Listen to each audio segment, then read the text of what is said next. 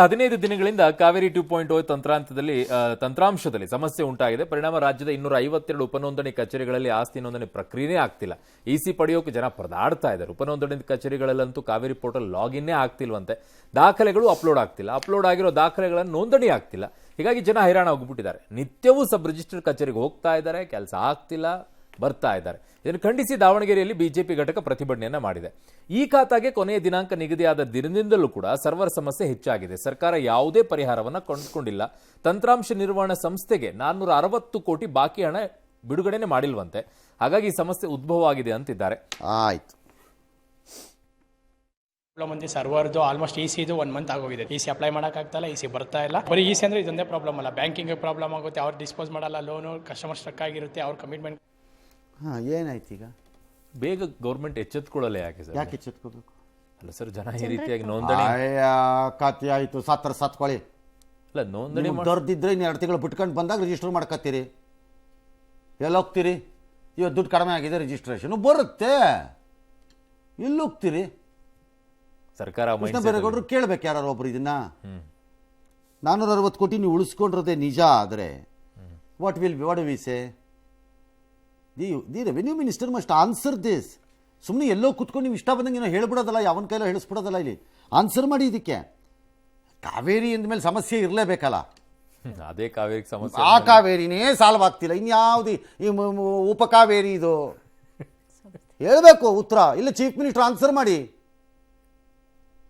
ಜನಸ್ನೇಹಿ, ಜನಪರ ಬುರ್ಡ ಬಿಡ್ತಾ ಇರ್ತೀರಿ ಕುತ್ಕೊಂಡ. ರಿಜಿಸ್ಟ್ರೇಷನ್ ದರ ಬೇರೆ ಜಾಸ್ತಿ, ಅದನ್ನ ಬೇರೆ ಜಾಸ್ತಿ. ಉಪ್ಪಿನ ಕಾಕಕ್ಕ ಯಾರು ತಿನ್ನಕ್ಕೆ ಮಾಡಿದ್ರಿ ಜಾಸ್ತಿ? ಹಂಗಾರೆ ಯೋಗ್ಯತೆ ಇಲ್ಲದೆ ಇದ್ರು ನಡೆಸಬಾರ್ದು ಇದನ್ನ. ಬಹಳ ಸರಳ.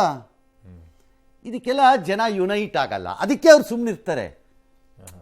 ಎಲ್ಲಿ ಯುನೈಟ್ ಆಗ್ತಾರೆ ಅಲ್ಲಿ ಸರ್ಕಾರ ಎಲ್ಲ ಮಾಡುತ್ತೆ. ಸುಮ್ಮನಿರಿ, ನಾವೆಲ್ಲ ಮಾಡ್ಕೊಡ್ತೀವಿ ಅಂತ ಎದ್ದು ಬರ್ತಾರೆ.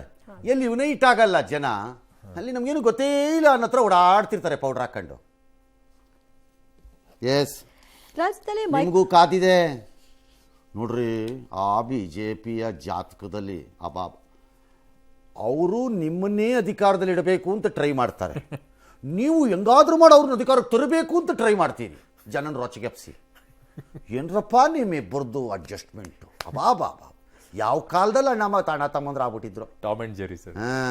ಅಂಟಮಸ್ ನೀವು ಎಷ್ಟು ಯಾವುದೋ ಮೂವಿಲಿ ಇದ್ದಂಗೆ. ಎಸ್.